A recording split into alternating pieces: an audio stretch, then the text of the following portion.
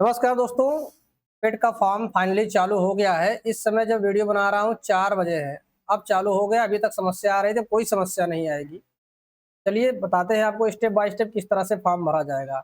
अगर आपने ओटीआर नहीं किया तो इससे पहले आप ओटीआर कर लीजिए। इस वीडियो में ओटीआर नहीं बताएंगे, इससे पहले हमने ओटीआर का वीडियो बनाया हुआ है।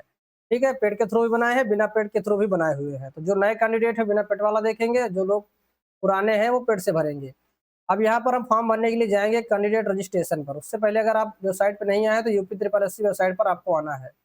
यहाँ पे कैंडिडेट रजिस्ट्रेशन का ऑप्शन मिलेगा, इस पर आपको क्लिक करना होगा। ठीक, फिर नीचे स्क्रॉल करके आएंगे, देखेंगे पेड नोटिफिकेशन का ऑप्शन दिख रहा है।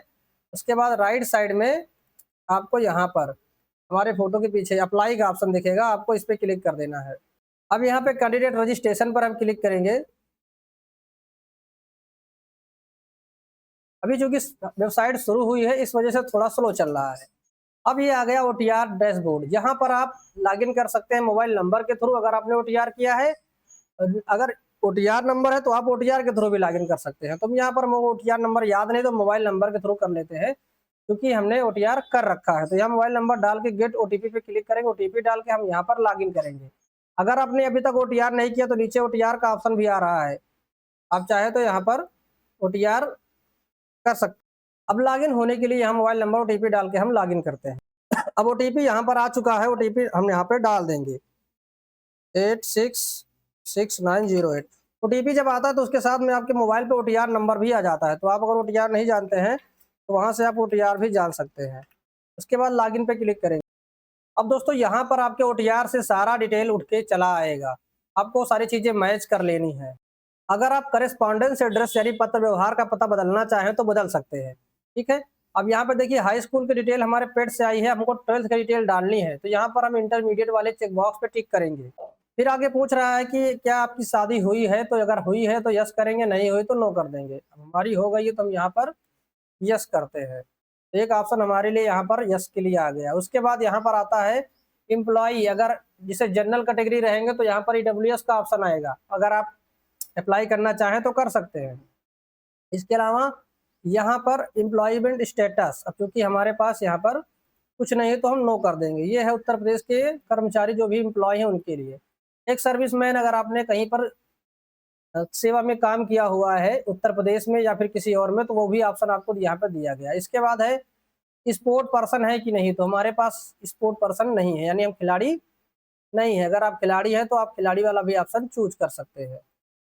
उसके बाद पूछ रहा है पीडब्ल्यूडी कैंडिडेट, कोई दिव्यांग व्यक्ति हो, मान लो किसी का आंख खराब है, किसी का एक हाथ खराब है या पैर खराब है, कुछ भी हो, तो वो यहाँ पर ऑप्शन चूज करेगा।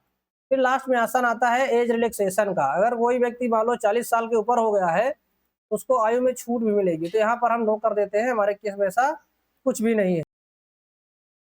अब यहाँ पर देखिए जैसे हमने इंटरमीडिएट चूज किया था तो इंटरमीडिएट का डिटेल यहाँ पे भरवाने के लिए ऑप्शन ओपन हो गया है। थोड़ा टाइम लगा लेकिन आ गया है। अब यहाँ पर हमको बोर्ड चूज करना है। जैसे कि यूपी बोर्ड के लिए आपको board of high school, Uttar Pradesh board of high school and intermediate education डालना होगा। ये वाला है यूपी बोर्ड के लिए। बाकी आपका जो भी बोर्ड हो आप यहाँ पे ढूंढ लेंगे। उसके बाद पासिंग ईयर, जैसे कि हमारे केस में 2013 है। रोल नंबर आपको डालना है। फिर यहाँ जैसे ही परसेंटेज चूज करेंगे तो परसेंटेज के हिसाब से ऑप्शन आएगा। ग्रेड चूज करेंगे तो ग्रेड के हिसाब से आएगा। तो यहाँ पर हम परसेंटेज चूज कर लेते हैं। जैसे ही आप नंबर डालेंगे परसेंटेज ऑटोमेटिक आ जाएगा। उसके बाद लास्ट में आएंगे, यहाँ पर आपको डिक्लेरेशन पे यस कर देना है।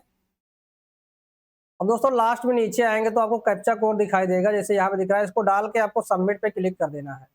अब यहाँ पर देखिए ये दिखा रहा है ऊपर रजिस्ट्रेशन नंबर। जिस तरह से आपने ओटीआर किया था तो यहाँ पर रजिस्ट्रेशन संख्या दिखा रहा था, अब यहाँ पे पेड का रजिस्ट्रेशन संख्या दिखा रहा है। नीचे प्रोसीड फॉर पेमेंट का ऑप्शन आ रहा है, तो इस पर क्लिक करके हम पेमेंट काट देंगे। रजिस्ट्रेशन स्लिप निकालना चाहो तो यहाँ पे निकाल सकते हो, इस पर क्लिक करके। तो हम पेमेंट करने के लिए प्रोसीड फॉर पेमेंट पे क्लिक करेंगे। अब दोस्तों यहाँ पर सर्वर में समस्या होने की वजह से भी, अपडेट न होने की वजह से दिखा रहा है कि last date ended for free deposition, यानी कि अभी 3 अगस्त को फॉर्म चालू हुआ है, अभी 48 मिनट हुए हैं और इसमें लास्ट डेट दिखाने लगा है। तो ये सर्वर की भी समस्या, यानी फीस नहीं हो रहा है, अभी सिर्फ रजिस्ट्रेशन हो पाया है। अब इसको भी जैसे उनको जानकारी होगी कि पेमेंट नहीं कर पा रहा है तो वो अपडेट करेंगे तो फीस कट जाएगी। अब मान लो आपको बाद में पेमेंट काटना है तो आप बैक टू होम चले आएंगे। यहाँ पर आप देखेंगे आपको ऑप्शन मिलेगा एप्लीकेशन फी डिपोजिशन का। इस जगह पर आप क्लिक करके फीस जमा कर सकते हैं। अब यहाँ पे वही डिटेल डालना है आपको जो नया रजिस्ट्रेशन संख्या मिला है। डेट ऑफ बर्थ डालेंगे, जेंडर डालेंगे, और डोमिसाइल ऑफ स्टेट यस या नो जो भी होगा आप डालेंगे, कैटेगरी डालेंगे, कैप्चा कोड डाल के प्रोसीड करेंगे। तो यहाँ से भी एक बार करके देख लेते हैं, नहीं तो इसको हम बाद में फिर करेंगे। अब दोस्तों यहाँ से तो बढ़ रहा है, फिलहाल देख लेते हैं। ओटीपी पर हम क्लिक करते हैं, अगर यहाँ से हो जाएगा तो यहाँ से हम पेमेंट काट देंगे। तो ओटीपी हमारे पास आ गया है। तो दोस्तों फीस वाला प्रोसेस अभी नहीं चल रहा है, थोड़ी देर बाद जब अपडेट होगा तो हम आपको सूचित कर देंगे। मिलते हैं हम इसके आगे वाले पार्ट में। वीडियो अच्छा वीडियो को लाइक करें, चैनल पर नए सब्सक्राइब नहीं कर लीजिए, तब तक आप यहाँ तक पूरा प्रोसेस कंप्लीट कर लीजिए। बाकी मिलते हैं नेक्स्ट वीडियो।